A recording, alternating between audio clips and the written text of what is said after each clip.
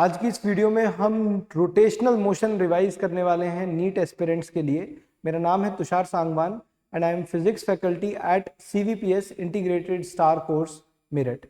तो चलिए शुरू करते हैं इस वीडियो को। इस वीडियो के अंदर हम लोग हर एक कॉन्सेप्ट को नीट एस्पिरेंट्स के लिए उसी लेवल पर टच कर रहे होंगे और उसके साथ साथ कुछ क्वेश्चंस भी देख रहे होंगे जो टाइप ऑफ क्वेश्चन बहुत ज्यादा इंपॉर्टेंट है और बहुत फ्रीक्वेंटली रिपीट भी हुए हैं PYQs के अंदर। चलिए देखते हैं।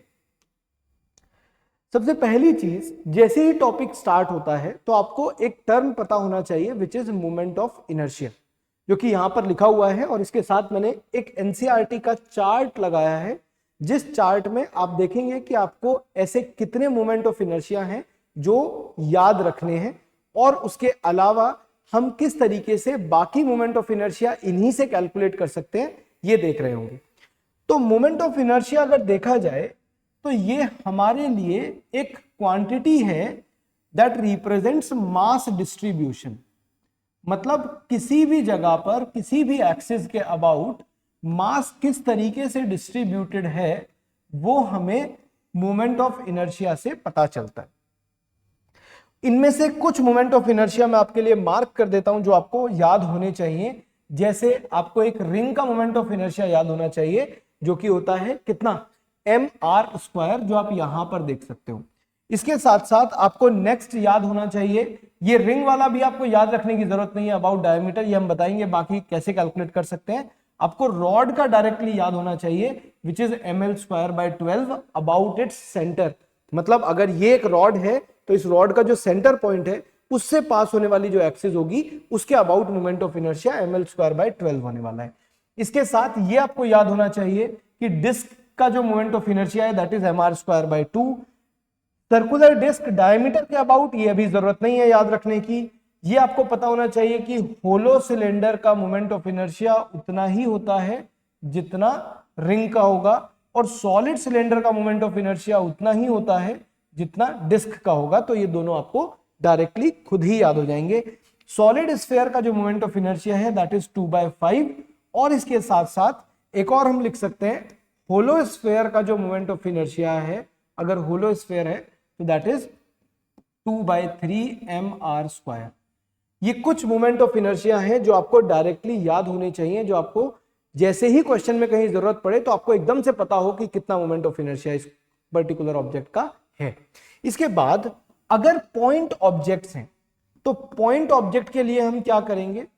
पॉइंट ऑब्जेक्ट के लिए बहुत सिंपल है कि आपको सीधा मोमेंट ऑफ इनर्शिया लिखने पर I = mr² लिखना है, जहां पर m उस ऑब्जेक्ट का मास होगा और r उसका डिस्टेंस होगा एक्सिस से।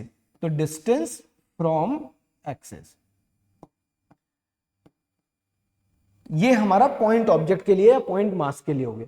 अगर एक से ज्यादा पॉइंट मास प्रेजेंट है तो भी कोई डरने की बात नहीं है, तो भी आपको इसी फॉर्मूले को मल्टीपल टाइम्स लगाना है और आप इन वैल्यूज को ऐड करते जाएंगे। तो जैसे जैसे आप इन वैल्यूज को ऐड करेंगे आपके पास टोटल मोमेंट ऑफ इनर्शिया आ जाएगा।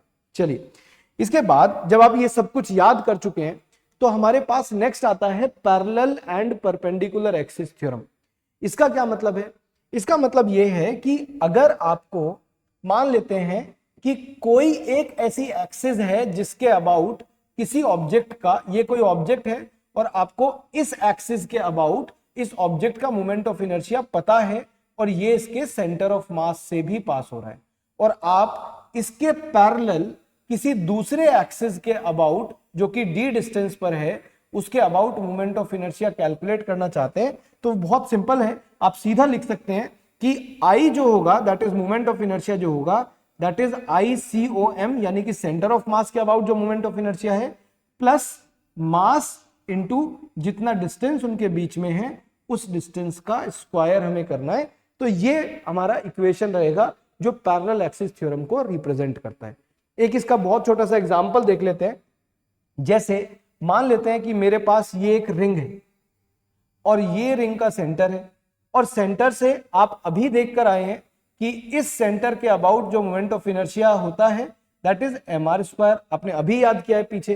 तो अब अगर मुझसे पूछा जाए कि कितना मोमेंट ऑफ इनर्शिया होगा अबाउट एन एक्सिस जो कि यहां से पास हो रही है और परपेंडिकुलर भी है। तो आप बोलोगे कि सर इसके लिए हमें फॉर्मूला यूज करना पड़ेगा कि I is equals to ICOM जो कि कितना है mr² प्लस इधर जो टेंजेंशियल होगा क्योंकि ये जो डिस्टेंस है दिस इज r, तो ये वैल्यू आ जाएगी mr²। तो कुल मिलाकर जो हमारे पास टोटल अमाउंट आएगा दैट इज 2mr²। तो मोमेंट ऑफ इनर्शिया जो होगा दैट इज 2mr²। तो ये हमारा इस तरीके से जो पैरेलल एक्सिस थ्योरम है उसे यूज किया जा सकता है किसी भी ऑब्जेक्ट के लिए। रॉड की कहीं जरूरत पड़ेगी उसके लिए भी यूज किया जा सकता है, डिस्क की कहीं जरूरत पड़ेगी उसके लिए भी किया जा सकता है, स्फेयर में टेंजेंट के अबाउट जरूरत पड़ेगी उसके लिए भी किया जा सकता है। जो हम जैसे जैसे हमें जरूरत पड़ती रहेगी हम उसे यूज करते रहेंगे। इसके बाद नेक्स्ट जो आता है that is perpendicular axis theorem. तो मैं एक बार आपको परपेंडिकुलर एक्सिस थ्योरम समझा देता हूं क्या होता है। इस थ्योरम का एक इंपॉर्टेंट बात यह है कि ये थ्योरम सिर्फ और सिर्फ 2 डायमेंशनल ऑब्जेक्ट्स के लिए लगता है। तो this is only for 2D objects. 2D objects मतलब क्या?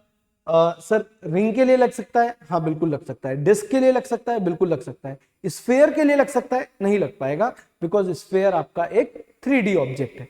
चलिए अब ये कहता है कि आपने, क्योंकि 2D ऑब्जेक्ट है तो ये जरूर किसी 2 डायमेंशनल प्लेन में रहा होगा। मान लेते हैं ये हमारा x एक्सिस है, ये हमारा y एक्सिस है और इसके परपेंडिकुलर हमारा z एक्सिस है। तो अगर कोई ऑब्जेक्ट xy प्लेन में रखा हुआ है, ये हमारा सेंटर है, और मान लेते हैं कि मुझे x एक्सिस के अलोंग जो एक्सिस है उसका और y एक्सिस के अलोंग जो एक्सिस है उसका अगर मुझे मोमेंट ऑफ इनर्शिया पता है Ix और Iy की फॉर्म में, तो मैं Iz बहुत आराम से लिख सकता हूं which is equals to Ix plus Iy। ध्यान देने वाली बात 2 है, एक कि ये सिर्फ 2 डायमेंशनल ऑब्जेक्ट्स के लिए लगेगा और दूसरा कि जब आप इन दोनों वैल्यूज को ऐड करेंगे तो आपको ध्यान ये रखना है कि उन्हीं एक्सिस के about moment of inertia add होना चाहिए जो कि जिस प्लेन में वो ऑब्जेक्ट एग्जिस्ट कर रहा है उस प्लेन को बनाती है। जैसे कि यहां पर XY प्लेन के अंदर ऑब्जेक्ट रखा है तो मैंने मोमेंट ऑफ इनर्शिया X के along plus moment of inertia Y के अलोंग ऐड किया और वो Z के अलोंग मतलब थर्ड परपेंडिकुलर एक्सिस के अलोंग आ गया है। ये हमारा परपेंडिकुलर एक्सिस थ्योरम। इसके अलावा एक बहुत इंपॉर्टेंट टर्म है जो बार बार पूछा जा रहा है that is radius of gyration.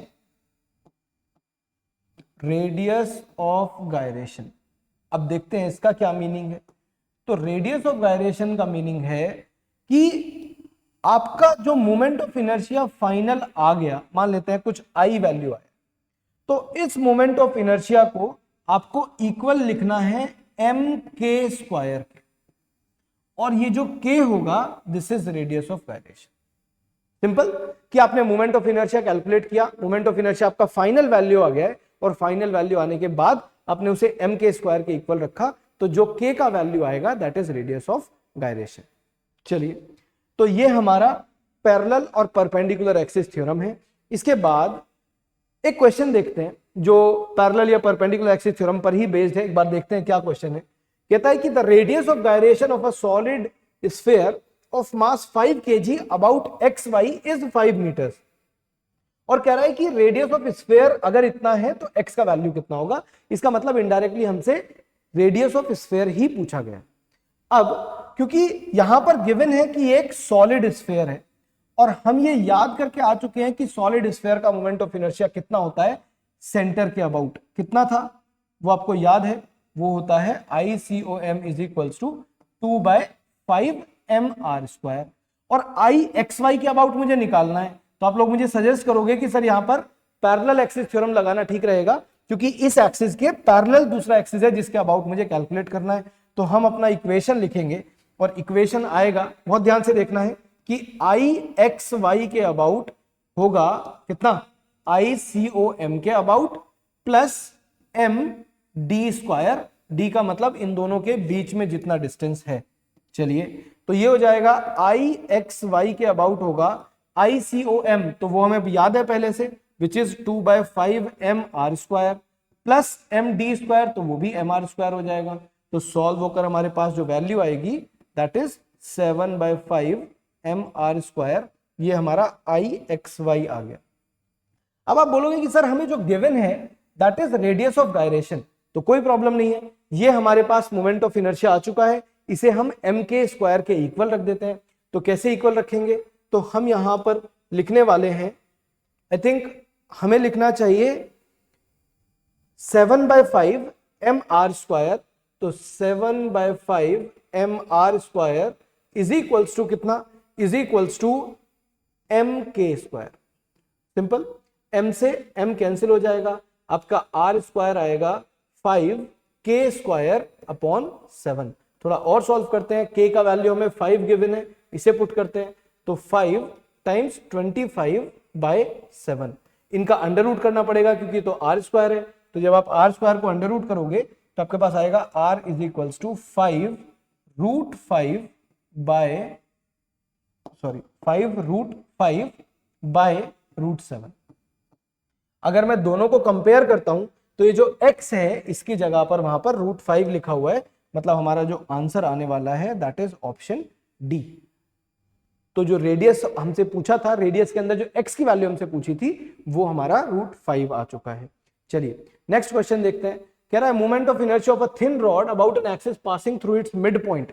Mid point के about perpendicular to the rod इतना मोमेंट ऑफ इनर्शिया है। कोई बात नहीं, हम अभी याद करके आए हैं कि जो मोमेंट ऑफ इनर्शिया होता है about an axis passing through its centre वो होता है ml²/12। तो ये कह रहा है कि हमने आपको यही वैल्यू दे दी है 2400, तो ठीक है, इज इक्वल्स टू कर देते हैं 2400, और ग्राम और सेंटीमीटर स्क्वायर से हमें कोई प्रॉब्लम नहीं है क्योंकि इन यूनिट्स में भी इसे सॉल्व किया जा सकता है, ये भी ग्राम में है और सेंटीमीटर में हमसे आंसर पूछा है। m का वैल्यू पुट करते हैं तो ये जाएगा 400l² इज इक्वल्स टू 2400। यहां तक भी कोई दिक्कत नहीं है, 0 से 0 ये दोनों कैंसिल हो जाएंगी, 4 टाइम्स 3 हो जाएगा, 24 टाइम्स 3, तो l² is equals to 24 times 3 जो कि 72 होता है, तो l का वैल्यू आ जाएगा √72 जो कि 8 के अंडर रूट से थोड़ा सा ज्यादा है। यहां पर आपको देखना पड़ेगा कि यहां पर हम थोड़ा अप्रोक्सीमेशन लगा रहे हैं कि √72 मतलब a value which is greater than 8। और अगर आप यहां पर देखो ऑप्शंस में तो वो ऑप्शन उन्होंने पहले से ऐसे डिजाइन किए हैं कि आप आराम से देखकर बता सको कि इनमें से कौन सा करेक्ट ऑप्शन होना चाहिए था। तो अगेन एक डायरेक्ट फॉर्मूला बेस्ड क्वेश्चन है, अगर आपको मोमेंट ऑफ इनर्शिया याद है तो आप उन्हें इजीली कर पाएंगे। चलिए नेक्स्ट देखते हैं। नेक्स्ट क्वेश्चन भी वैसा ही है, हमसे बोला गया है the ratio of radius of gyration of solid sphere. तो सॉलिड स्फीयर का कितना होता है पहले वो देख लेते हैं। तो आप बोलेंगे सर मोमेंट ऑफ इनर्शिया लिखेंगे विच इज 2/5 mr² और उसे इक्वेट कर देंगे किससे, mk² से। तो k1² बोल देता हूं क्योंकि अभी दूसरा केस भी है हमारे पास।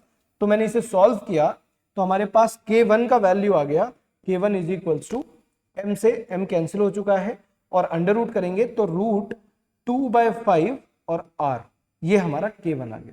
चलिए इसके बाद क्या करें, इसके बाद हम k2 फाइंड करना चाहते हैं क्योंकि वो बोल रहा है कि the radius of gyration of the thin hollow sphere.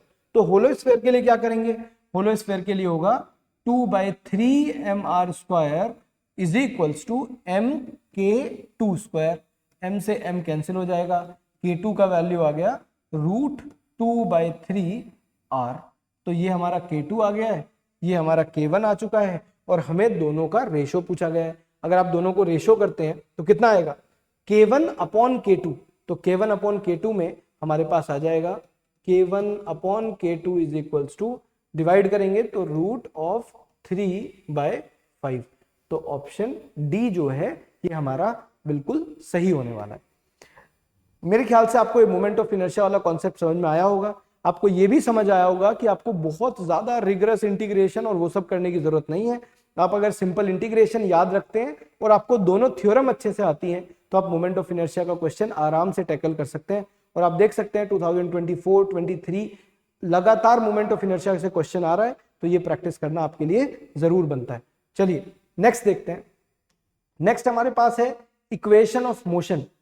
तो जैसी इक्वेशंस आपने पहले सीखी हैं, कौन सी इक्वेशंस, जो इक्वेशंस आपने v is equal to u plus 80, x is ut plus half 80 square, v square is u square plus 2ax, जो इक्वेशंस आपने यहां पर सीखी हैं आपको एग्जैक्ट वैसी ही इक्वेशन एंगुलर फॉर्म में देखने को मिलेंगी। इनमें जो गलत होने के चांसेस होते हैं वो हैं यूनिट्स। तो अगर आप इनकी यूनिट्स अच्छे से समझ गए हो तो आपके गलत होने के चांसेस बहुत कम हो जाएंगे। एक जो आपको याद रखनी है unit, that is RPM, rounds पर मिनट। कैसे कन्वर्ट करते हैं इसे रेडियन पर सेकंड में? तो वो होता है मल्टीप्लाई करना है आपको 2 पाई बाय कितने से, क्योंकि पर मिनट है तो सेकंड्स बनाने आपको 2 पाई बाय 60 से। ये आप डायरेक्ट याद रखो कि अगर आरपीएम में गिवन है तो सिंपल 2 पाई बाय 60 से मल्टीप्लाई करूंगा और ये कौन सी यूनिट में आ जाएगा? ये आपका सॉल्व होने के बाद आएगा रेडियन पर सेकंड में। तो ये रेडियन पर सेकंड में आपको वैल्यू मिलेगा, which is of course the unit of angular velocity. कुछ नहीं आपको नया करना है, बस ये 3 इक्वेशंस आपको एज इट इज याद रखनी है, जिसमें ये एंगुलर वेलोसिटी है, ये इनिशियल एंगुलर वेलोसिटी है, ये एंगुलर एक्सेलरेशन है और ये टाइम होने वाला है। सिमिलरली यहां पर angular displacement, initial angular velocity, angular acceleration और टाइम, और ये सेम ही वेरिएबल्स हैं जो यहां पर भी यूज होंगे। इसके बाद आपको ये याद रखना है कि जितनी चीजें आपने न्यूटन्स लॉज ऑफ मोशन और वर्क बाय एनर्जी तक सीखी हैं वो सारी चीजें हम रोटेशनल में वापस से लगाने जा रहे हैं। जैसे आपने सीखा कि एक टर्म होता है डिस्प्लेसमेंट, तो वैसे ही एक टर्म होता है एंगुलर डिस्प्लेसमेंट। और ये सब करते हुए हम हर एक फॉर्मूले को वहीं तक ले आए हैं जहां तक हमने लीनियर इक्वेशंस में या फिर ट्रांसलेशनल में पढ़ा है। जैसे kinetic energy half m v square होता था, अभी क्या होगा? तो आप देख सकते हैं half I omega square, m की जगह आई रिप्लेस हो गया है, ओमेगा वी स्क्वायर की जगह ओमेगा स्क्वायर रिप्लेस हो गया है, एंड सो ऑन। इसी तरीके से जो पावर होता था which is F into v, तो पावर की जगह टॉर्क इंटू ओमेगा आ जाएगा, मतलब जो फोर्स था उसकी जगह पर टॉर्क और वी की जगह पर ओमेगा। तो आपको ये ध्यान रखना है कि जितनी टर्म्स आपके पास ट्रांसलेशनल मोशन में है उतनी ही टर्म्स आपके पास रोटेशनल मोशन में एज इट इज इक्वेशंस और वेरिएबल्स दोनों की फॉर्म में आ जाएंगी। देखिए जरा इस क्वेश्चन को देखते हैं। कह रहा है कि a constant torque of 100 newton metre turns a wheel of moment of inertia 300 about an axis passing through its center starting from rest its angular velocity after 3 seconds। ये सब पढ़ने के बाद मुझे थोड़ा सा फील आ रहा है इस बात का कि हमें omega is equals to omega naught plus alpha t use करना चाहिए, क्योंकि एक पर्टिकुलर टाइम के बाद मुझसे एंगुलर वेलोसिटी पूछी गई। जब इसने ये बोला कि स्टार्टिंग फ्रॉम रेस्ट, तो ये तो हमारे लिए बेस्ट ही हो गया है कि ओमेगा नॉट का वैल्यू 0 होने वाला है, तो इसका मतलब ये omega is equal to 0 plus alpha t हो। टी भी कोई प्रॉब्लम नहीं है, टी तो हमें डायरेक्टली गिवन है, तो टी हमने यहीं से रख दिया। तो अब बचता क्या है? अल्फा। और अब आप सोचकर देखो, जब आपके पास इक्वेशन के अंदर F is equals to m a होता है, तो वैसे ही आपके पास इक्वेशन में torque is equals to I alpha भी होगा। और मैं देख सकता हूं कि मुझे टॉर्क और आई दोनों गिवन है, तो हम अल्फा बहुत आराम से कैलकुलेट कर पाएंगे। हम लिखेंगे 100 इज इक्वल्स टू कितना? 300 टाइम्स अल्फा। तो अल्फा हमारा आ जाएगा 1/3 और यूनिट होगी रेडियन पर सेकेंड स्क्वायर। तो हमारे पास अल्फा आ चुका है। अल्फा आने के बाद हम यहां पर पुट करेंगे तो हमारा ओमेगा का वैल्यू आएगा कितना? Alpha which is 1/3 times t which is 3। तो 3 से 3 कैंसिल होगा and the answer will be 1 radian per second. ये क्वेश्चन किसी भी तरीके से जो क्वेश्चंस आपने equation of motion, Newton's laws of motion उन्हें मिलाकर देखे हैं उनसे डिफरेंट नहीं है। जब आपको टॉर्क और मोमेंट ऑफ इनर्शिया दोनों गिवन है तो आप इसे ऐसे समझ सकते हो जैसे आपको फोर्स और मास गिवन है तो आप एक्सेलरेशन फाइंड कर रहे हो। और जब आपके पास एक्सेलरेशन आ जाएगा और आपसे वेलोसिटी पूछी गई हो 3 सेकंड्स बाद, तो जाहिर सी बात है आप v is equal to u plus a t ही यूज करेंगे। चलिए ये हमारा क्वेश्चन नंबर 4 था। क्वेश्चन 5 देखिए जरा। कह रहा है instantaneous angular position of a point. इस क्वेश्चन को देखकर वापस आपको वही फील आएगा कि जो इक्वेशन है वो वैसा ही दिख रहा है जैसा इक्वेशन हमारा काइनेमेटिक्स में हुआ करता था, जो हम x as a function of t लिखते थे। अब वो हमसे कह रहा है कि टॉर्क 0 हो जाए, टॉर्क 0। तो अगर मैं इसे फोर्स की टर्म्स में देखूं तो एक तरीके से मैं एक्सेलरेशन को 0 करना चाहता हूं, तो अगर टॉर्क की टर्म्स में देखूंगा तो मैं एंगुलर एक्सेलरेशन को 0 करूंगा। मतलब मुझे इसे जो थीटा टी का फंक्शन है 2 बार डिफरेंशिएट करना पड़ेगा। अभी कर देते हैं।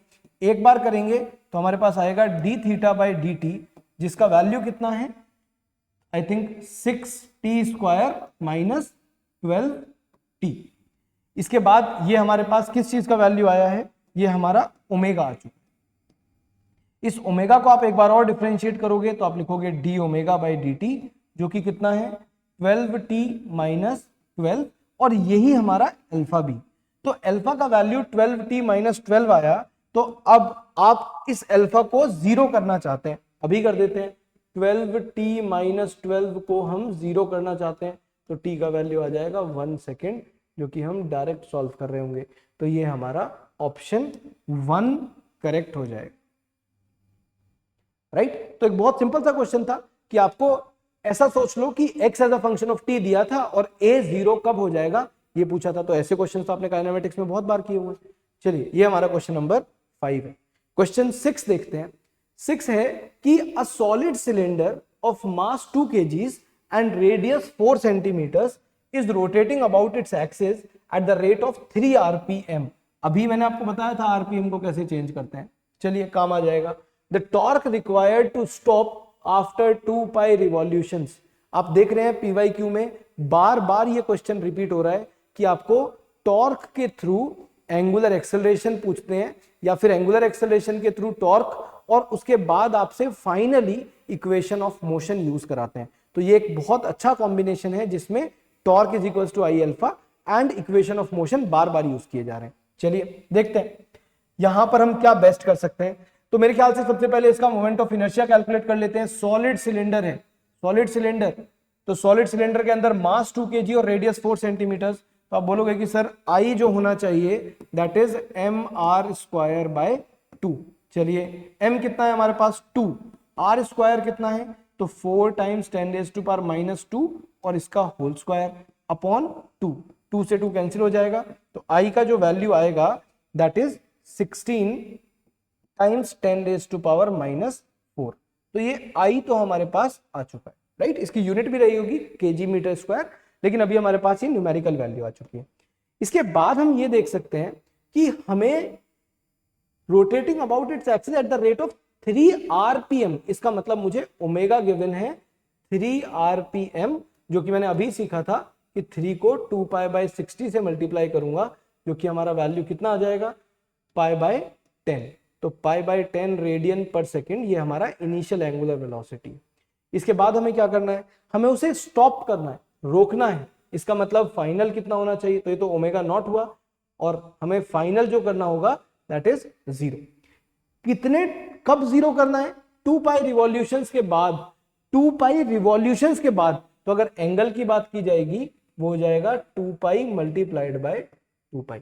ये बहुत ध्यान देने वाली बात है कि ये जो हमें वैल्यू गिवन है ये नंबर ऑफ रिवॉल्यूशंस हैं जो 2 पाई की फॉर्म में गिवन है, राइट। चलिए तो अब मैं सोच रहा हूं कि अल्फा, क्योंकि हमें टॉर्क चाहिए फाइनली, तो टॉर्क के लिए हमें आई तो मिल चुका है, अल्फा और चाहिए, तो थर्ड इक्वेशन बेस्ट रहेगी जिसमें आपको ओमेगा नॉट पता है, ओमेगा पता है और थीटा पता है। चलिए यूज करते हैं थर्ड इक्वेशन ऑफ मोशन।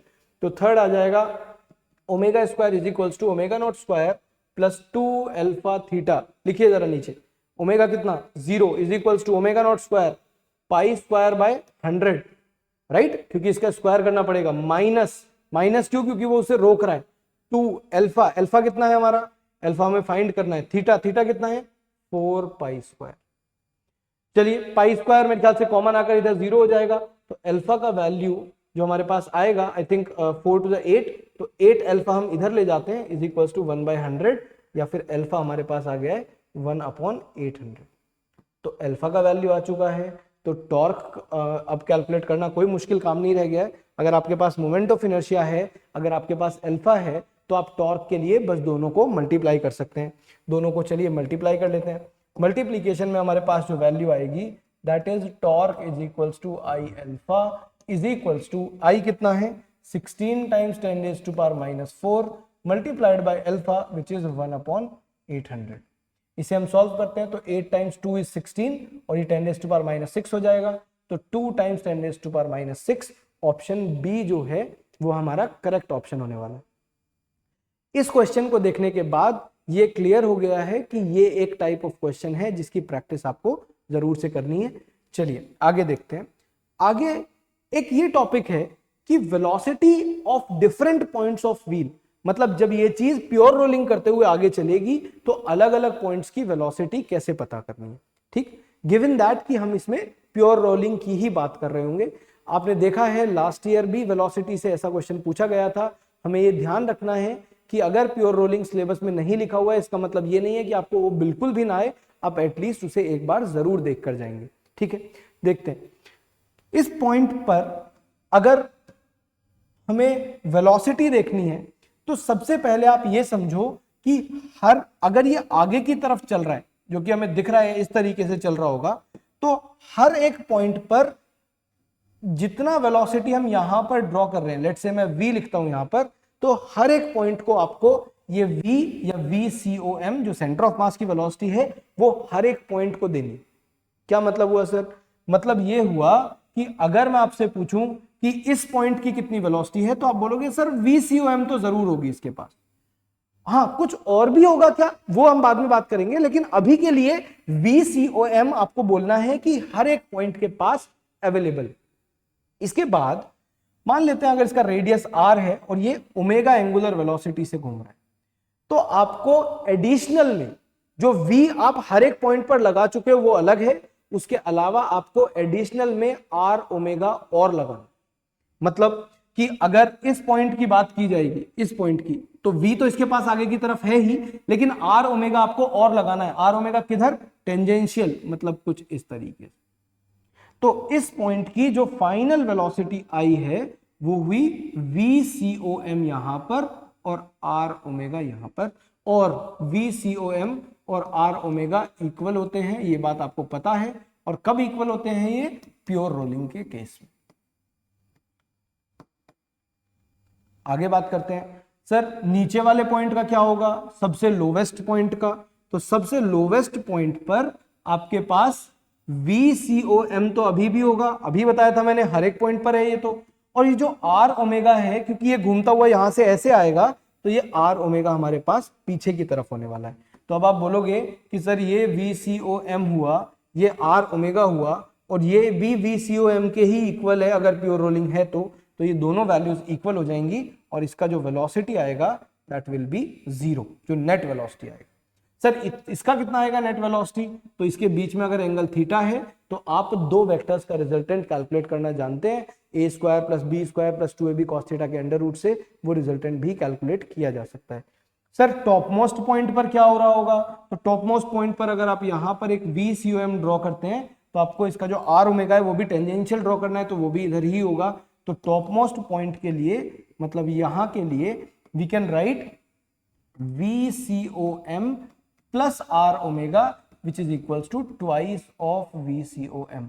ये वैल्यू आपके पास टॉप मोस्ट पॉइंट पर रहने वाली है इन टर्म्स ऑफ वेलोसिटी। एक और लास्ट पॉइंट मैं आपको बता देता हूं। मान लेते हैं कि हमसे इस पॉइंट पर पूछा जा रहा है which is some horizontal point, तो मैं आपसे बोलूंगा कि VCOM तो इसके पास अब भी होगा।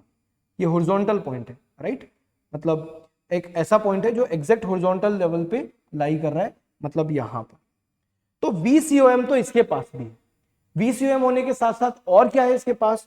तो और इसके पास एक r ओमेगा है जो ये ऐसे घूम के आएगा, तो यहां से इसे ऐसे मिलेगी। सर क्या ये दोनों परपेंडिकुलर होंगे? बिल्कुल हॉरिजॉन्टल पॉइंट के लिए परपेंडिकुलर होंगे। इन दोनों के बीच में 90 डिग्री एंगल होगा। ये कितना है? VCOM। ये कितना है? r omega. क्या ये दोनों परपेंडिकुलर है? यस। क्या ये भी VCOM के इक्वल है? बिल्कुल है। तो यहां पर इसका रिजल्टेंट आएगा जो कि सॉल्व होने के बाद कितना आता है? √2 VCOM, राइट?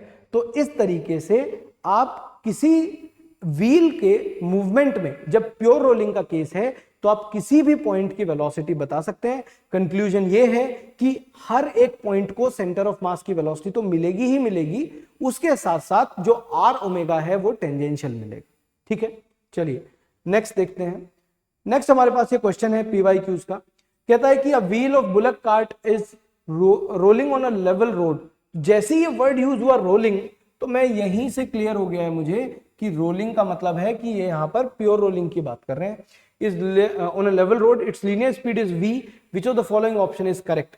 कि और P और जो Q पॉइंट्स हैं, these are highest and lowest points. कह रहा है कि P पॉइंट जो है वो स्लो चलेगा, हमने अभी अभी कैलकुलेट किया है कि P पॉइंट का जो वेलोसिटी था वो आगे की तरफ 2v था, देन पॉइंट Q। तो इसका मतलब हम ये बोल सकते हैं कि P पॉइंट पर अगर मान लो प्योर रोलिंग नहीं भी है, वैसे तो इन्होंने रोलिंग वर्ड यूज किया हुआ है, लेकिन अगर प्योर रोलिंग नहीं भी है तब भी आप v प्लस आर ओमेगा तो लिख रहे होते, और इस पॉइंट के लिए तब भी आप v माइनस आर ओमेगा तो लिख रहे होते। इसका मतलब ये वाला पॉइंट जो है Q वो स्लो चलेगा और जो P पॉइंट है वो फास्ट चलेगा। तो हम यहां पर बोल सकते हैं कि point P moves faster than point Q। तो ऑप्शन बी जो है वो हमारा बिल्कुल ठीक होने वाला है, राइट। चलिए नेक्स्ट, एक बहुत इंपॉर्टेंट बात है, बहुत ज्यादा क्वेश्चंस पूछे जा रहे हैं इस चीज पर भी कि आपको ये क्रॉस प्रोडक्ट कई बार याद नहीं होते। आपको ये तो पता है कि v is equals to r omega होता है, लेकिन आपको ये नहीं पता है कि v is equals to omega cross r होता है। तो अगर आपको ओमेगा और आर क्रॉस प्रोडक्ट की फॉर्म में गिवन है, मतलब आपको वेक्टर्स की टर्म्स में गिवन है, तो आपको उनका क्रॉस प्रोडक्ट करना आना चाहिए। ये इसका एक बेनिफिट है। दूसरा बेनिफिट ये है कि क्रॉस प्रोडक्ट से आपको डायरेक्शंस देखने में हेल्प मिलती है, राइट। तो ऐसे आपको इन तीनों टर्म्स का जो ऊपर की जो तीन टर्म्स हैं, इन तीनों का जो वेक्टर फॉर्म में फॉर्मूला है वो वेक्टर फॉर्म में फॉर्मूला आपको याद होना चाहिए। इसके दो बेनिफिट आपको होंगे। एक, अगर वेक्टर्स की टर्म्स में कभी क्वेश्चन आ गया, जो कि आया भी है प्रीवियस ईयर क्वेश्चंस में, तो आपको इस क्रॉस प्रोडक्ट से हेल्प मिल रही होगी। और अगर डायरेक्शन से रिलेटेड क्वेश्चन आया तो भी आपको इस क्रॉस प्रोडक्ट से हेल्प मिलेगी, क्योंकि आपको पता है दो वेक्टर्स का अगर हम क्रॉस करते हैं तो उनका क्रॉस प्रोडक्ट की डायरेक्शन कैसे कैलकुलेट करते हैं।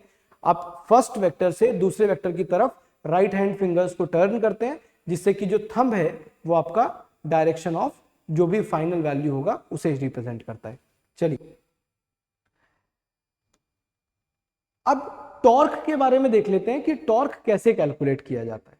तो टॉर्क कैलकुलेट करने के हमारे पास दो मेथड हैं, जिनमें से एक है torque is equals to I alpha, simple. और ये टॉर्क नेट है। नेट मतलब ये बिल्कुल वैसा ही इक्वेशन है जैसे F is equals to m a होता है। तो अगर आपको किसी एक्सिस के अबाउट मोमेंट ऑफ इनर्शिया पता है, अल्फा पता है, तो आप सीधा दोनों का प्रोडक्ट करेंगे तो आपके पास नेट टॉर्क उस ऑब्जेक्ट के ऊपर कितना लग रहा होगा ये पता चल जाएगा। दूसरी चीज, जो टॉर्क है वो हम कैलकुलेट कर सकते हैं यूजिंग आर क्रॉस एफ। मतलब अगर आप किसी ऑब्जेक्ट पर आर डिस्टेंस पर या आर पोजीशन पर कोई फोर्स लगाते हैं तो उसका टॉर्क आप डायरेक्ट क्रॉस प्रोडक्ट करते हुए कैलकुलेट कर सकते हैं। और तीसरा जो इक्वेशन है that is again from Newton's laws of motion, आपने जरूर देखा होगा, विच इज कि फोर्स वहां पर होता था rate of change of momentum, तो ऐसे ही यहां पर टॉर्क होने वाला है rate of change of angular momentum. अभी हम बहुत ज्यादा डिटेल में नहीं जा रहे हैं कि हमें एंगुलर मोमेंटम क्या होता है या फिर टॉर्क क्या होता है। अभी हमें सिर्फ फाइनाइट तरीके से वो देखना है कि कैसे इन चीजों को कैलकुलेट किया जा सकता है, क्योंकि हमारे जो क्वेश्चंस हैं वो डायरेक्ट फॉर्मूला बेस्ड। देखते हैं आगे।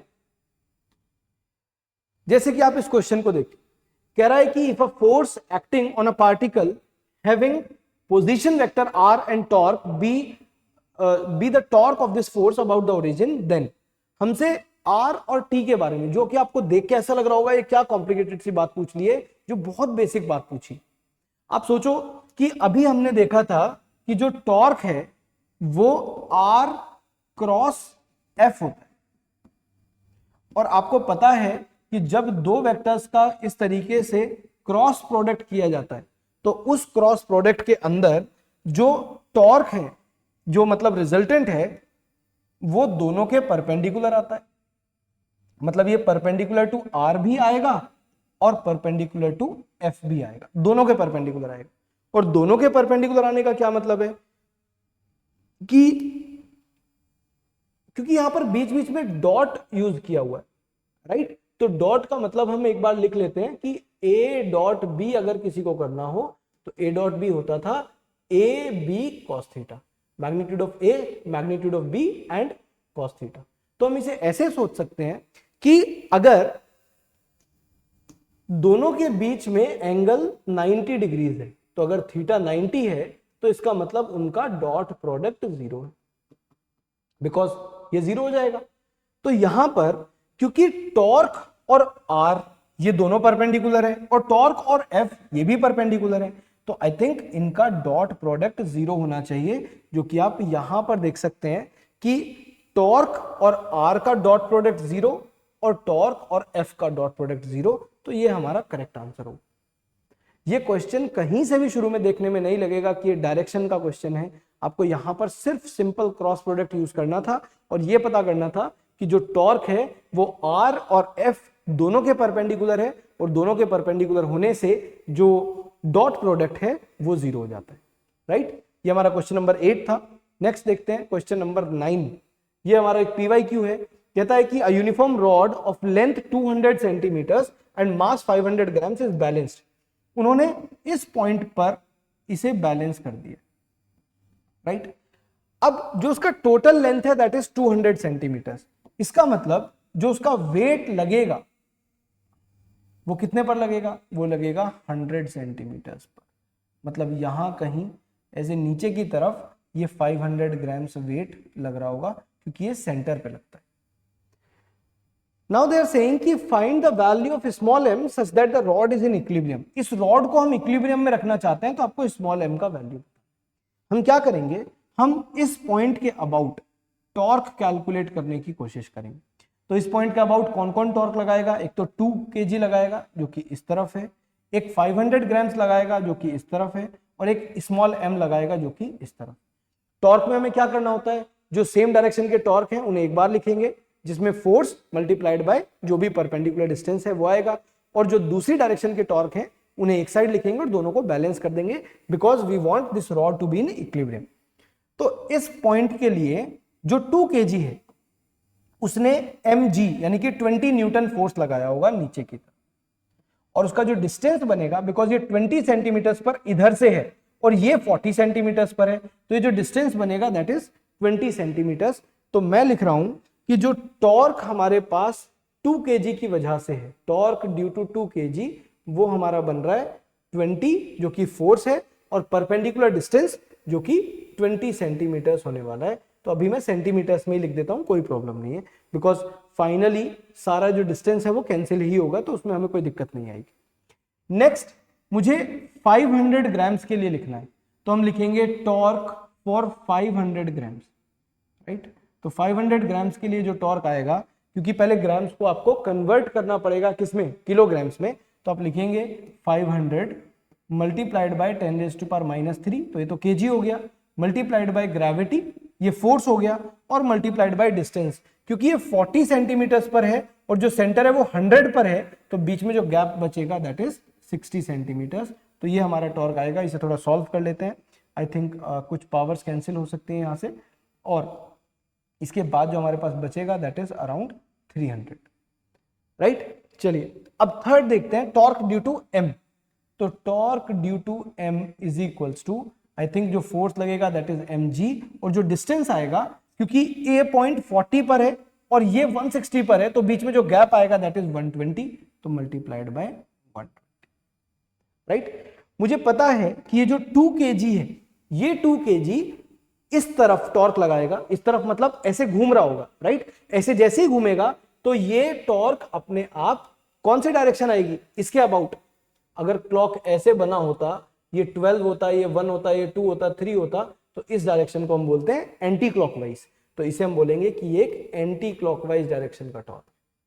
चलिए 500 देख लेते हैं, इसके अबाउट ऐसे घूम रहा है, तो ये क्लॉकवाइज डायरेक्शन का टॉर्क है, और ये भी एक क्लॉकवाइज डायरेक्शन का टॉर्क, राइट। तो हमारे पास एक टॉर्क एंटी क्लॉकवाइज डायरेक्शन का है और बाकी 2 क्लॉकवाइज के हैं, तो इन्हें इक्वेट कर देते हैं।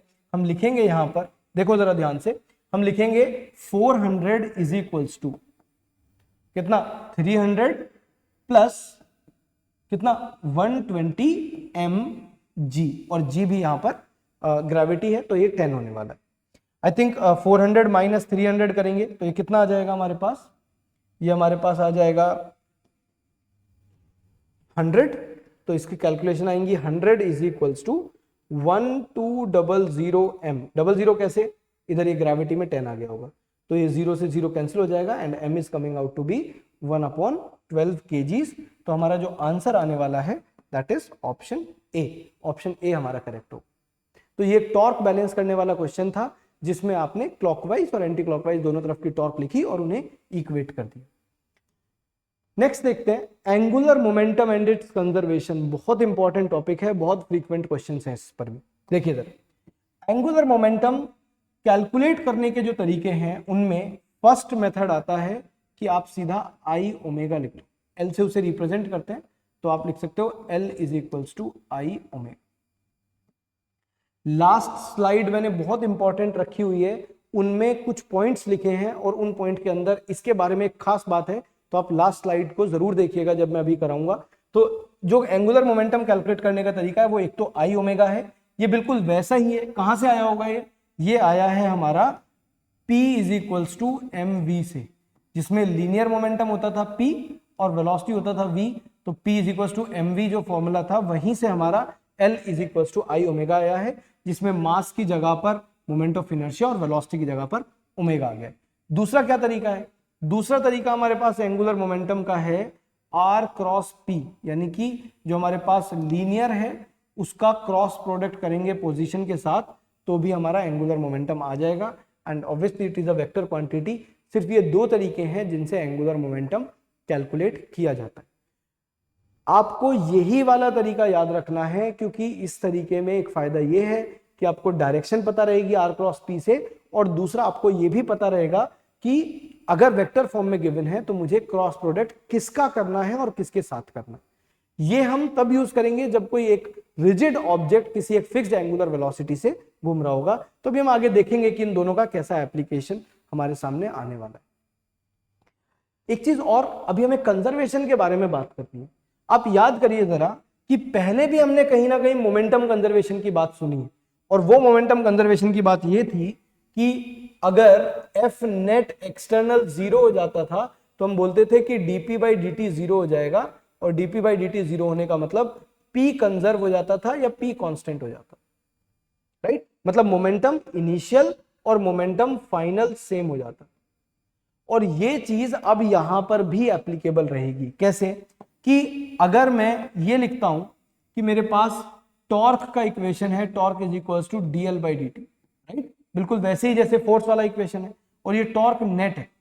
तो torque net dl by dt होने का मतलब अगर टॉर्क नेट जीरो हुआ तो आप बोलेंगे कि जो L है which is angular momentum that will become constant, और you can say that will become conserve. और क्वेश्चन पढ़ने के बाद ये बात आपको खुद समझ आ जाएगी कि अगर किसी केस में आपको एक एंगुलर वेलोसिटी गिवन है और फिर वो कुछ चेंज करने के लिए बोलता है और कहता है कि अब आप बाद में फाइनल एंगुलर वेलोसिटी दोबारा से कैलकुलेट करो, तो मोस्ट प्रोबेबली वो क्वेश्चन एंगुलर मोमेंटम के कंजर्वेशन से ही रिलेटेड होने वाला है, राइट?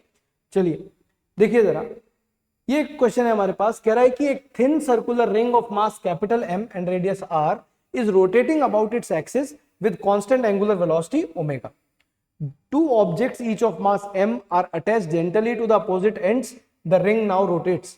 तो आप देख सकते हैं क्वेश्चन में कि आपको पहले बता रखा है कि वो ओमेगा से घूम रहा है, उसके बाद उसने कुछ चेंजेस किए उसके अंदर, और फिर आपसे बोल रहा है कि फाइनल एंगुलर वेलोसिटी निकाल के दोबारा से बता, राइट? देखते हैं। मुझे पता है कि मुझे यहां पर L is equals to constant लगाना है, मतलब कंजर्वेशन ऑफ एंगुलर मोमेंटम। तो पहले मैं इनिशियल लिखता हूं। इनिशियल मुझे लगता है होना चाहिए आई ओमेगा, क्योंकि एक फिक्स्ड ऑब्जेक्ट है जो आपका ओमेगा एंगुलर वेलोसिटी से घूम रहा है, और आई भी आपको डायरेक्टली पता है बिकॉज ये रिंग है, तो मैं इसे डायरेक्ट भी लिख सकता हूं कि इनिशियल मोमेंटम हमारे पास आ जाएगा एम आर स्क्वायर, क्योंकि रिंग है तो सिर्फ एम आर स्क्वायर होगा मल्टीप्लाइड बाय ओमेगा। ये हमारा इनिशियल एंगुलर मोमेंटम आ गया है, तो इसे मैं एल आई से रिप्रेजेंट करता हूं। अगर फाइनल एंगुलर मोमेंटम की मैं बात करूं तो फाइनल एंगुलर मोमेंटम में आप देखिए यहां पर आपने जो चेंजेस किए हैं वो क्या है? आपने दो ऑब्जेक्ट्स अलग से अटैच कर दिए। मतलब अगर आपके पास इस तरीके का एक रिंग, और इस रिंग में मान लेते हैं ये हमारे पास रिंग है, इस रिंग के अंदर ये सेंटर से पास होने वाला एक एक्सिस, और अब हमने दो पॉइंट ऑब्जेक्ट्स, दो बहुत छोटे छोटे से ऑब्जेक्ट्स इसके सरकमफेरेंस पर कुछ इस तरीके से ले जाकर रख दिए, राइट। जैसे मान लेते हैं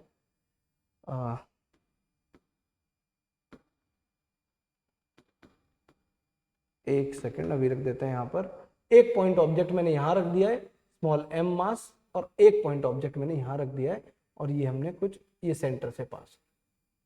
तो इसका मतलब क्या होगा कि अभी इसका मोमेंट ऑफ इनर्शिया थोड़ा सा चेंज हो जाएगा। लिख लेते हैं L final is equals to, आप बोलेंगे कि सर एम आर स्क्वायर तो अभी भी वही है, मतलब रिंग तो एज इट इज है, प्लस में क्या होगा, एक तो उधर वाले का तो स्मॉल एम आर स्क्वायर, और एक इस वाले का मोमेंट ऑफ इनर्शिया तो ये भी small m r square multiplied by omega dash, जो कि आपको फाइंड करना है। अब अगर मुझे कंजर्वेशन ऑफ एंगुलर मोमेंटम लगाना है तो मैं इन दोनों वैल्यूज को इक्वल रख लेता हूं। वो हम इक्वल कैसे रखेंगे, आप बोलेंगे कि एम आर स्क्वायर ओमेगा जो कि इनिशियल है is equals to m capital m r square plus 2 small m r square multiplied by omega dash.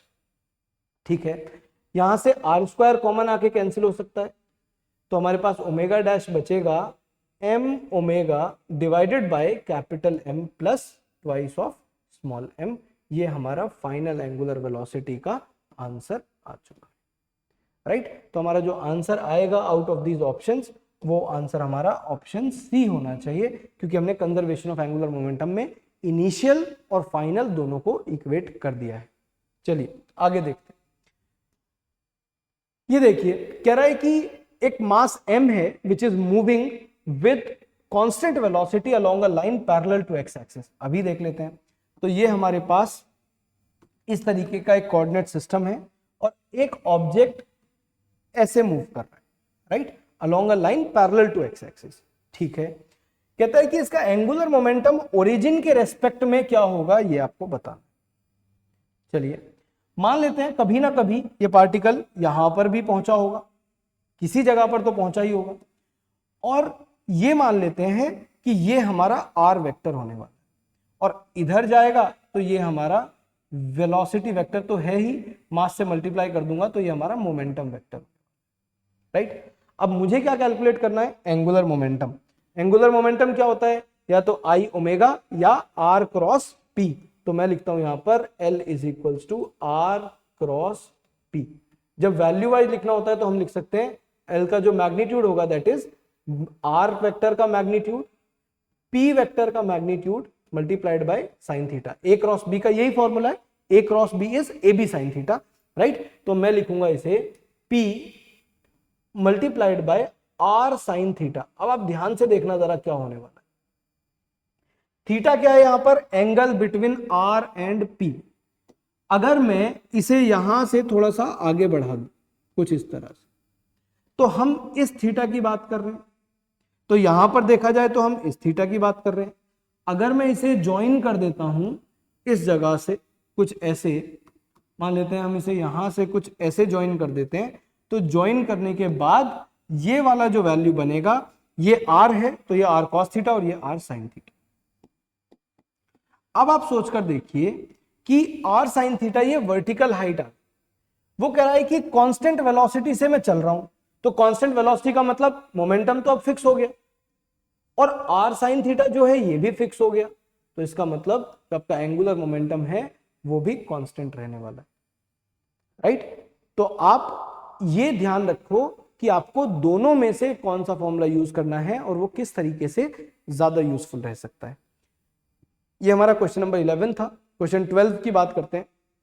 कहता है कि solid sphere is rotating about a diameter at an angular velocity omega, it cools so that it radius reduces. तो फिर से ये कह रहा है कि एंगुलर वेलोसिटी इतनी थी और मैंने कुछ किया और फिर एंगुलर वेलोसिटी कितनी हो गई ये बता दो। तो ये भी कंजर्वेशन ऑफ एंगुलर मोमेंटम का ही क्वेश्चन, राइट। चलिए देखते हैं, क्या मैं ऐसे लिख सकता हूं सीधा कि इस बार I1 ओमेगा 1 इक्वल आने वाला है किसके, I2 ओमेगा 2 के। बिल्कुल ठीक है। I1 क्या होगा, सॉलिड स्फीयर है, तो आप लिखोगे 2/5 mr²। ओमेगा 1 कितना है, वो ओमेगा है, is equals to I2 radius 1/n times हो गया ओरिजिनल वैल्यू के, तो आप बोलोगे ये हो जाएगा सर 2/5 m और रेडियस हो गया है r/n का होल स्क्वायर मल्टीप्लाइड बाय कितना, ओमेगा 2।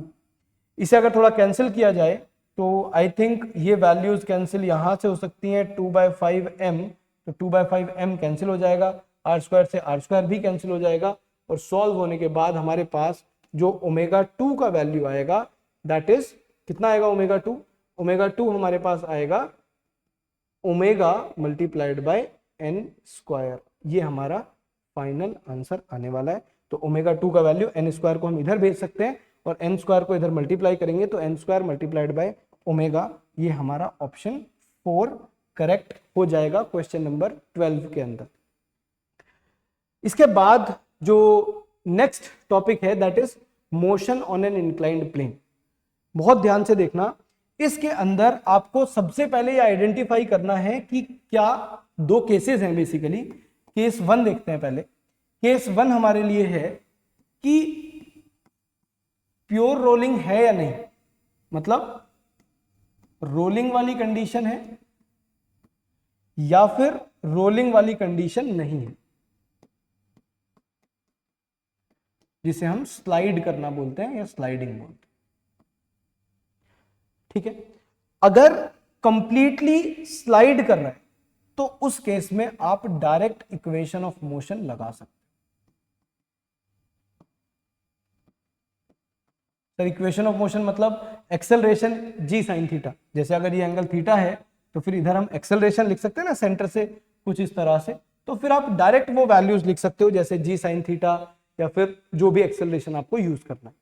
हाँ, अगर रोलिंग है तो उस केस में एक वैल्यू आपको मेरे कहने से याद रखनी है, वो वैल्यू है a इज इक्वल्स टू, जो एक्सेलरेशन पहले जी साइन थीटा होता था अब आपको याद रखना है वो जी साइन थीटा नहीं रहा है, वो जी sine theta upon 1 plus k square upon are square हो चुका है। ये एक्सेलरेशन अगर आप याद रखते हो तो आपके बहुत सारे क्वेश्चंस सिंपल तरीके से सॉल्व हो जाएंगे।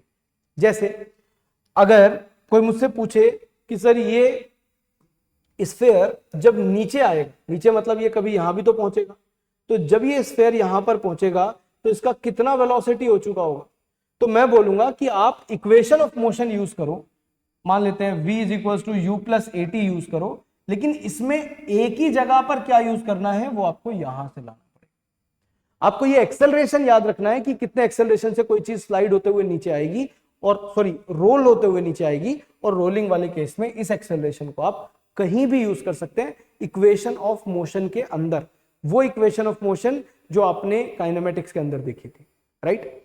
चलिए इसके बाद इस क्वेश्चन के अंदर देखिए हम क्या करने वाले हैं। इस क्वेश्चन में हमसे कह रहा है कि एक सॉलिड सिलेंडर है जिसका मास m है और वो रोल करता हुआ आ रहा है without slipping on an inclined plane. चलिए अभी देख लेते हैं। तो ये मान लेते हैं कि हमारा वो सॉलिड सिलेंडर है जिसके बारे में बात हो रही है, वो कुछ ऐसा दिखाई दे रहा है बाहर से, राइट। इस तरीके से वो ऊपर से रोल करता हुआ है। जो लेंथ है along the inclined that is कितना गिवन है, length along the inclined L, तो इसे मैं कैपिटल L लिख देता हूं। जो हाइट है वो कितना गिवन है, हाइट हमें गिवन है h, तो इसे हम h लिख देते हैं और ये एंगल हम थीटा लिख देते हैं। तो अब आप बोलेंगे कि सर आपको चाहिए speed when it reaches the bottom, तो मेरे ख्याल से थर्ड इक्वेशन यूज करना बेस्ट रहेगा which is v square is equals to कितना, u स्क्वायर प्लस 2as, और मुझे पता है कि आपने वो एक्सेलरेशन याद कर लिया है। क्या वैल्यू था उस एक्सेलरेशन का, a is equals to g sine theta upon 1 plus k square by r square, right. चलिए लिखते हैं यहां पर, तो v square is equals to, u तो 0 है क्योंकि स्टार्टिंग फ्रॉम रेस्ट स्टार्ट किया उसने ऑन एन इंक्लाइंड प्लेन, कहता है कि 2a, अब a के बारे में बात करते हैं जो ऊपर लिखा हुआ है which is g sine theta upon 1 plus k का वैल्यू लाना है मुझे सॉलिड सिलेंडर के लिए। सॉलिड सिलेंडर याद करो जरा, solid cylinder moment of inertia कितना, जितना, बिल्कुल ठीक बात है, डिस्क का था तो m के स्क्वायर, m से m कैंसिल हो जाएगा, के स्क्वायर का वैल्यू आएगा कितना, आर स्क्वायर बाय 2। तो इसका मतलब अगर मैं k square by r square direct देखूं तो दैट इज 1/2, 1/2 ही लिख देते हैं यहां पर, तो दिस इज 1/2। इसे थोड़ा सॉल्व किया जाए तो ये हो जाएगा हमारे पास 2 + 1 3/2, ये ऊपर जाएगा तो 4/3 g sin थीटा, और मल्टीप्लाइड बाय डिस्प्लेसमेंट भी है, 2as होता है तो ये इंटू एस हो। अब अगर आप ऑप्शन देखें तो कहीं भी l इन्वॉल्व नहीं किया गया है, दैट मींस मुझे भी यहां पर इस l को एलिमिनेट करना पड़ेगा इन टर्म्स ऑफ h, और ये अगर l है और ये l cos थीटा है तो ये l sin थीटा होने वाला है विच इज स्मॉल h, तो l sin थीटा की जगह हम स्मॉल h लिख सकते हैं, तो हमारा जो वैल्यू आएगा that is v square is equals to 4/3gh, और अब आप समझ चुके हैं कौन सा करेक्ट ऑप्शन है, ऑप्शन 1 इज करेक्ट। इसी के बारे में मैं आपसे बात कर रहा था कि अगर आपको ये एक्सेलरेशन का इक्वेशन याद है, आपको पता है कि कितना एक्सेलरेशन काम करेगा इन केस कोई ऑब्जेक्ट ऊपर से रोल होता हुआ नीचे आ रहा है, तो आप आराम से बता सकते हैं कि कितने वेलोसिटी से वो सबसे नीचे पहुंचेगा। चलिए, इससे हम कुछ रिजल्ट्स भी निकाल सकते हैं। जैसे एक रिजल्ट मुझे ये लगता है कि आप ऐसा सोच सकते हो कि सर k का वैल्यू जितना ज्यादा होगा उतना a कम हो। बिल्कुल ठीक बात है, तो हम इस बात को लिख लेते हैं कि k जितना ज्यादा एक्सेलरेशन उतना कम। अब कोई चीज एक्सेलरेट कम करेगी तो धीरे चलेगी, और धीरे चलेगी मतलब उसका फाइनल वेलोसिटी भी कम होगा। अब किसी चीज का फाइनल वेलोसिटी कम है, वो धीरे चल रही है तो उसे टाइम ज्यादा लगेगा, तो वो जब नीचे तक पहुंचेगा तो टाइम ज्यादा हो चुका होगा। तो ये एक रिजल्ट है जिसे आप याद रख सकते हो कि अगर रेडियस ऑफ गायरेशन ज्यादा तो एक्सेलरेशन कम, तो वेलोसिटी भी कम, फाइनल वेलोसिटी की बात कर रहा हूं मैं, और उसे टाइम ज्यादा लगेगा ओवरऑल फाइनली नीचे तक पहुंचने में। चलिए, अब हम नेक्स्ट क्वेश्चन की बात करते हैं, नेक्स्ट टॉपिक की बात करते हैं, energy conservation on an inclined plane. Inclined plane पर एनर्जी कैसे कंजर्व करनी।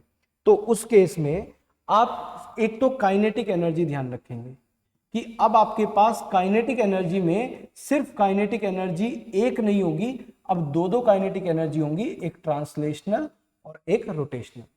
ट्रांसलेशनल काइनेटिक एनर्जी की मैं बात करूं तो हम लिखेंगे हाफ m, जो सेंटर ऑफ मास की वेलोसिटी है उसका स्क्वायर। अगर मैं रोटेशनल काइनेटिक एनर्जी की बात करूं तो उसे हम लिखेंगे half i omega square, right, इस तरीके से लिख सकते हैं।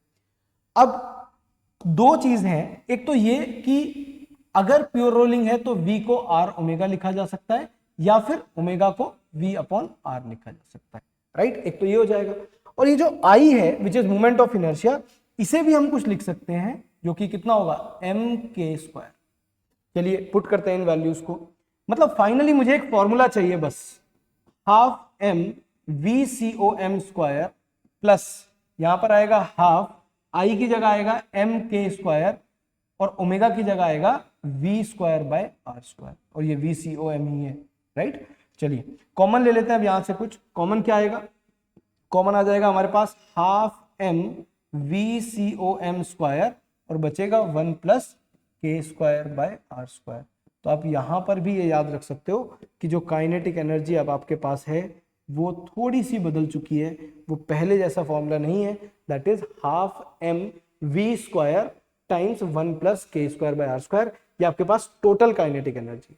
इसमें से ट्रांसलेशनल कितनी है, तो ट्रांसलेशनल सिर्फ हाफ m VCOM² है। इसमें से रोटेशनल कितनी है, रोटेशनल सिर्फ हाफ m VCOM² k²/r² है। तो इस तरीके से इन वैल्यूज को याद रखा जा सकता है, राइट।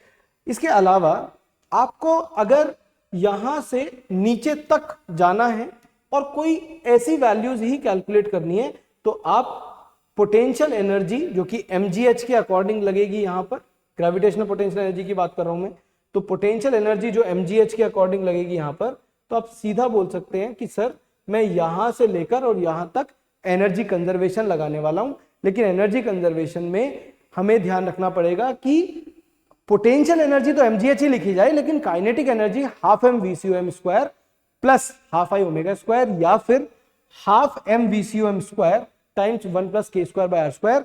दोनों इक्वेशंस अगर आप यूज करोगे तभी आपका जो फाइनल आंसर है वो रोटेशनल और ट्रांसलेशनल दोनों काइनेटिक एनर्जी की हेल्प से बिल्कुल ठीक आएगा। चलिए देखते हैं जरा, ये क्वेश्चन है हमारे पास, कह रहा है कि a solid cylinder starts rolling from height h on an inclined plane तो एक इंक्लाइंड प्लेन है हमारे पास, चलिए ये ऐसा कुछ रहा होगा। कह रहा है कि एक सॉलिड सिलेंडर ऊपर से रोल करता हुआ आ रहा है, मान लेते हैं यहां से कुछ चला होगा और रोल करता हुआ नीचे पहुंचेगा। जो हाइट है वो h बताई गई है, तो इस हाइट को हम h मान लेते हैं। चलिए कहता है कि after some time ratio of kinetic energy, rotational kinetic energy and total kinetic energy, total kinetic energy का और रोटेशनल काइनेटिक एनर्जी का रेशो बताना है। अभी बता देते हैं। जो रोटेशनल काइनेटिक एनर्जी थी वो हमारे पास थी कितनी, kinetic energy rotational is equals to half m v square multiplied by कितना, k square by r square, right. देख लेते हैं एक बार। ये था हमारा रोटेशनल काइनेटिक एनर्जी वाला पार्ट, जो आपको कुछ यहां दिख रहा होगा। तो ये मैंने अलग से लिख दिया। और मुझे इसका रेशो किसके साथ चाहिए, मुझे इसका रेशो चाहिए टोटल के साथ।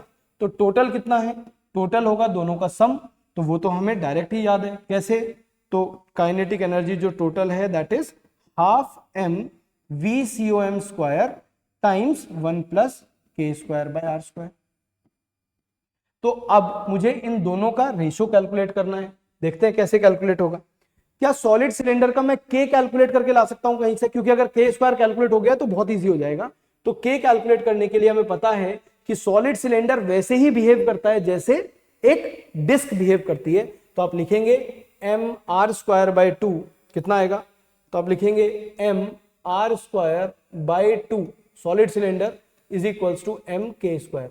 तो k स्क्वायर का जो वैल्यू है that is r square upon 2। ये हमारा वैल्यू है जिसे हम आगे यूज करने वाले हैं। चलिए दोनों का रेशो करते हैं। तो kinetic energy rotational divided by kinetic energy translational is equals to क्या होगा, तो ये होगा half m v square times k square by r square divided by half m v square multiplied by 1 plus k square by r square.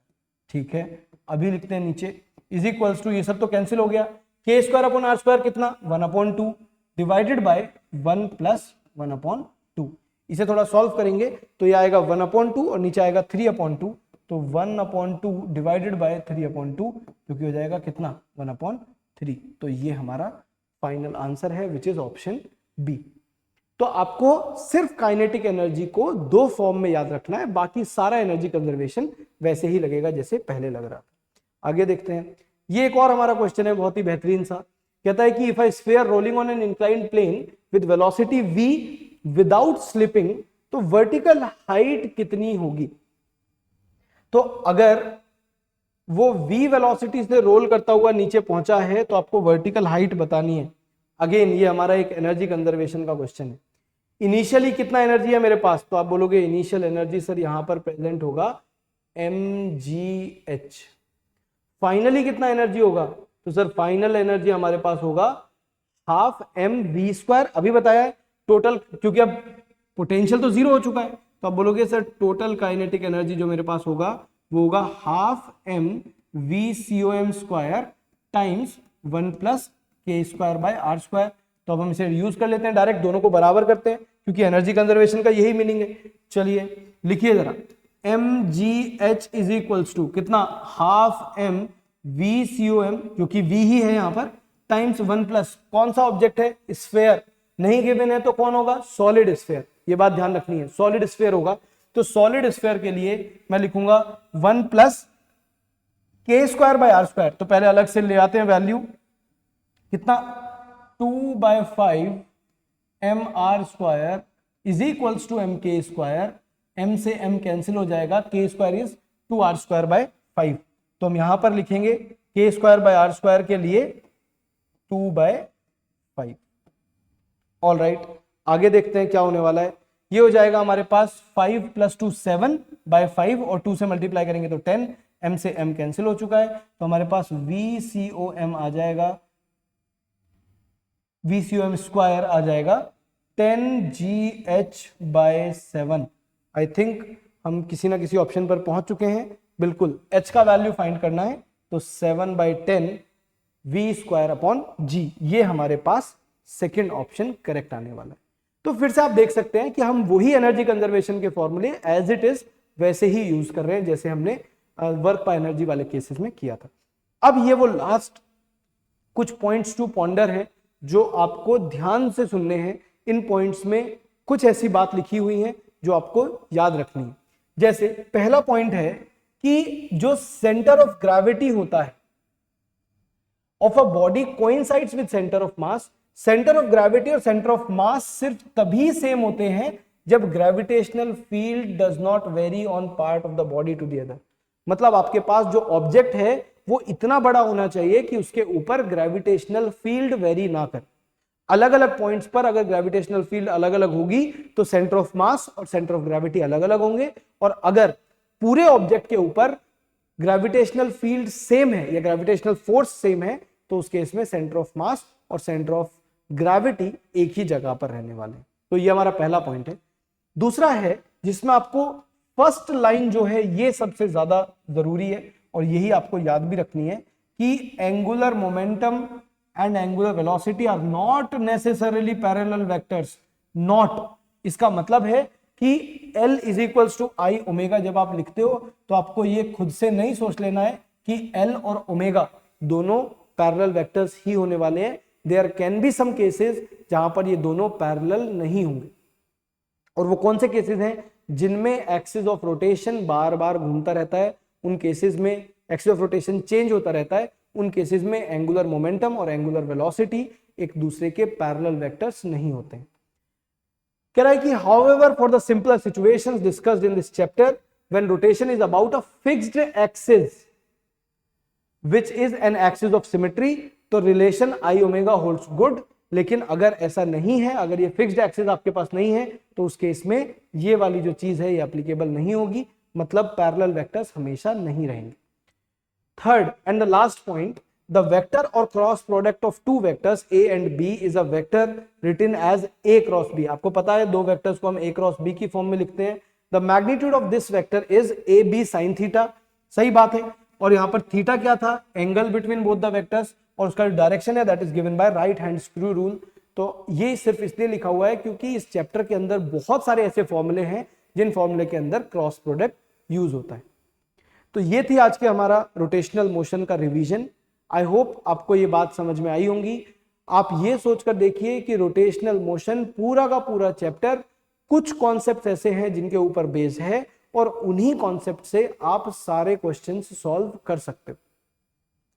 अगर आपने अभी तक भी कुछ तैयार नहीं किया है तो भी कोई प्रॉब्लम की बात नहीं है। एटलीस्ट आप फॉर्मूले याद करके उन्हें अप्लाई करना शुरू करेंगे तो आपके कुछ क्वेश्चंस होने शुरू हो जाएंगे, और जैसे जैसे थोड़े बहुत क्वेश्चंस होने शुरू होंगे उसके बाद उनकी जो काउंटिंग है, उनकी जो नंबरिंग है वो भी बढ़नी शुरू हो जाएगी। तो मैं आपसे ये सजेशन करूंगा कि आप जरूर से, अगर आपसे बिल्कुल भी कोई क्वेश्चन सॉल्व नहीं हो रहा है रोटेशनल मोशन का, तब भी आप एक बार जो मैंने वीडियो के अंदर फॉर्मूले आपको बताए हैं उन फॉर्मूले को याद करके एक जगह पर लिख के क्वेश्चंस में अप्लाई करने की कोशिश कीजिए, क्वेश्चंस होने शुरू हो जाएंगे। आई होप आपको ये वीडियो पसंद आई होगी। Thank you so much for watching. अगर कोई प्रॉब्लम आपको लगे किसी क्वेश्चन के अंदर या थ्योरी में तो आप उसे कमेंट सेक्शन में जरूर बता सकते हैं। ऐसी ही वीडियोस बाकी चैप्टर्स की भी हम कंटिन्यूएशन में नीट रिवीजन में ही लाते रहेंगे, और आप इस चैनल को जरूर सब्सक्राइब करें। Thank you so much.